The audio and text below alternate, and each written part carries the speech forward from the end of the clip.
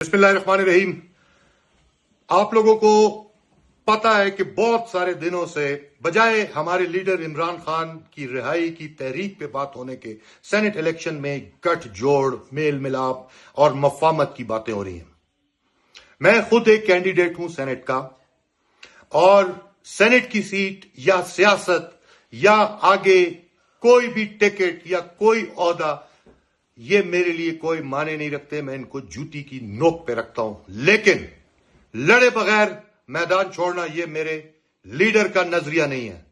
सबसे इंपॉर्टेंट बात कि वो लोग जिन्होंने इमरान खान को 700 से ज्यादा दिन हो गए हैं जेल में रखा हुआ है, उनकी बेगम बुशरा बीबी को, हमारे बहुत सारे बुजुर्ग रहनुमाओं को, हमारे कारकुनों को जेल में अजियतें दे रहे हैं, हमारे लोगों को गोलियों से भून के शहीद कर चुके हैं। उन फॉर्म 47 के साथ जाकर गठजोड़ करना, उनके साथ मिलना, उनके लिए मैदान छोड़ना, यह मेरे लीडर का नजरिया नहीं है। मैं सियासत पे, अगर इस चीज का नाम है सियासत, तो मैं लानत भेजता हूं। मुझे बहुत सारी धमकियां मिल रही है, बहुत कुछ हो रहा है। खुदा की कसम उठाकर कहता हूं, एक हाथ पे चांद रखो, दूसरे हाथ पे सूरज रखो। अपने नजरिए से पीछे नहीं हटूंगा, नहीं हटूंगा, बिल्कुल नहीं हटूंगा। सेनेट की सीट मेरे पांव की जूती पर दस्तबरदार नहीं होऊंगा। मुझे भले एक वोट भी ना दें, लेकिन मैदान नहीं छोड़ूंगा इंशाअल्लाह।